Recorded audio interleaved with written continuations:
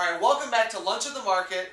Today we're going to be talking about the Iron Condor. Usually I'm sitting in a chair and I use my fingers and we put options trades together using my fancy fingers. But today we're talking about an Iron Condor, which is a little bit more complicated of a strategy. And so we're going to go to the board here at Magnum Opus Financial to break down exactly what an Iron Condor is. TJ Takes has been talking with us about Akamai. Akamai, ticker symbol AKAM. We've kind of found the top of the range as a result of the markets kind of rolling over, and now what we're doing is trying to find the bottom of the range. So with our chart work, what we've done is identified a level where we think Akamai will stay in between, and that's how you get the thesis for why you would put on an Iron Condor. An Iron Condor is a trade that says a stock is going to trade in a range and not break above or below it. The other good thing about an Iron Condor is you can only be wrong on one side of the condor at the end of options expiration, which means you're kind of guaranteed to be right on the other side, even if you're wrong on one of the sides. Let's see how it works. An Iron Condor is made up of a call spread and a put spread, both of which you're short, right? So your net short options on this trade, well, technically you're net flat on it because your hedges are long on both sides. But anyway, it's a short bias, right? You're selling on both sides of the condor. You're going to sell the 38-35 put spread. It's a $3 wide spread. You're going to take into credit for that. I think it's around 65 cents, 70 cents. And the same thing is true on the top side of that, the call side of the Iron Condor. You're going to be looking to take in around 65, 70 cents on the trade. Net, you're going to take in $1.35 for the trade. That's really $135. Okay? Your max profit, your best chance for profit, is going to be between 38 and 44. That's why this section right here is green. Anywhere in here and you're at max profit, you get to keep 100% of the $1.35 that you sold the spread or the Iron Condor for. All right, this is your max profit. In here, below 38 and above 44, your profits start to trail off, and so we've colored that blue to kind of show you that you're approaching your break even. It's not the greatest profitability, it's not the worst you could do in the trade, but you're still okay because you took in that $1.35. Once you hit 45.65 on the upside or 36.65 on the downside, now you're at break even.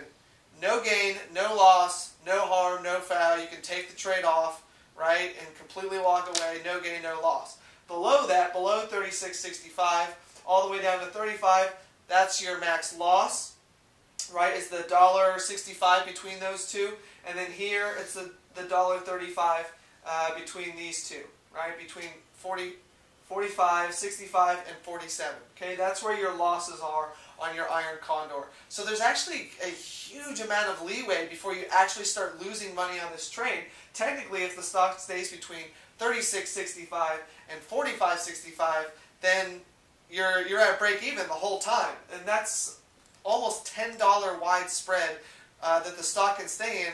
And right, no harm, no foul. The other good thing is you're going to be right on half of this. Half of this spread is going to be completely worthless no matter what the trade does. Then you can just simply roll either out and up on your call spread or down and out on your put spread to stay profitable on the trade.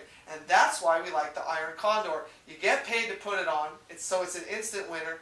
As long as the stock stays in the range, you're going to be profitable between 44 and 38, and then you get an even wider range to stay at a break even.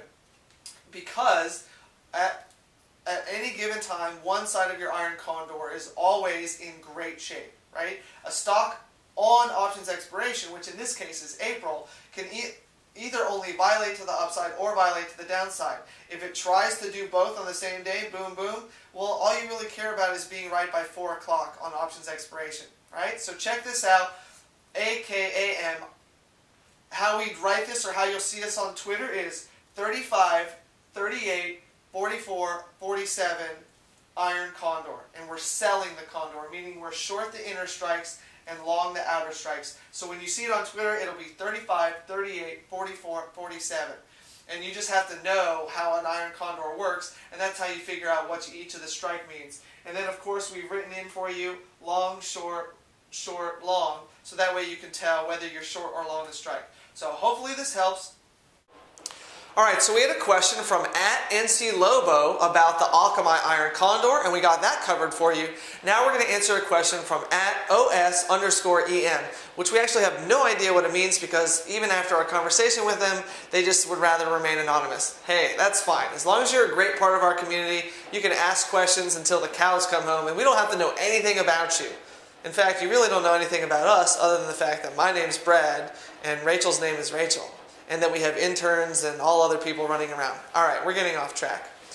So, they asked, why use deep in the money calls? Well, if one of my apprentices wasn't borrowing Jim Cramer's book, Getting Back to Even, I would hold it up right now and tell you to get Jim Cramer's new book, Getting Back to Even, which I just did. And you should also do, so that way you can read an entire chapter on this subject as opposed to just this 30 seconds. But let's give you our best 30 seconds. Why use deep in the money calls? For instance, this morning we bought both Petrobras PBR and GM, that's GM, deep in the money calls out to January of 2013. First, why January 2013? Because I need time to be right, people. When you're long and you're wrong and you're long an option, you lose 100% if you're wrong. And I don't like losing because we're in charge of people's money and that looks really bad. So I want to go all the way out to January of 2013. Second, why deep in the money?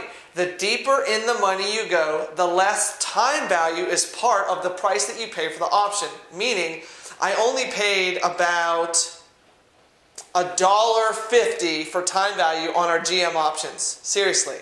That means my loss in terms of if the stock does absolutely nothing from now until January of 2013 for 2 years, I'll lose $150. You know what? That's a loss that I can live with. On Petrobras, we paid about $1.75 for time value, but we expect the stock to be more volatile and we expect to make a better rate of return on PBR than we did on General Motors, and so we're willing to pay a little bit more for the time value. But seriously, $200 for 2 years worth of time value, we're basically paying $100 a year to rent the stock. The biggest reason for using deep in the money calls, they act exactly like the stock is going to act, except we commit much less capital.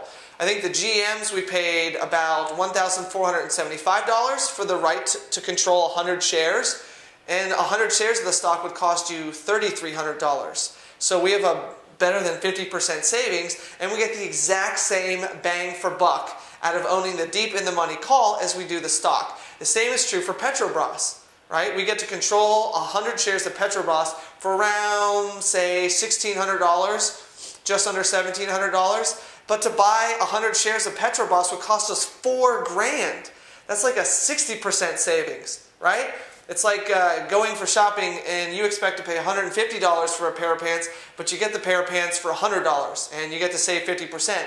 You still have the same pair of pants, you can still wear them, you can still pick up hot girls in them if you look good, but you didn't have to pay the full $150 price. The same is true. We can look really hot and sexy in our Petrobras deep in the money call, but we don't have to pay full price for it. So that's why we use way out there deep in the money call leaps, instead of forking over all that cash to own 100 shares of the same exact stock.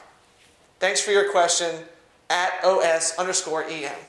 Don't forget to tune in to America's Favorite Traders next week. We're going to have James Altucher on Friday to talk about his new book, Investing in the Apocalypse. He was actually on CNBC this morning on whatever show comes on before Aaron Burnett's on in the morning, and talking about he still has a target for the S&P to see 1,500 by the year's end. So even if we get a correction either now, which we've had a little mini sell-off, which should resolve our overbought condition, or if we see seasonal weakness in the summer, James Altucher is still looking for a 1,500 target. And one of the chapters in the book talks about the concept of peak oil. Well, certainly we're seeing oil skyrocketing, so this is a great time to be reading this book, Investing in the Apocalypse by James Altucher. You're going to get an inside look at the book next week on America's Favorite Traders.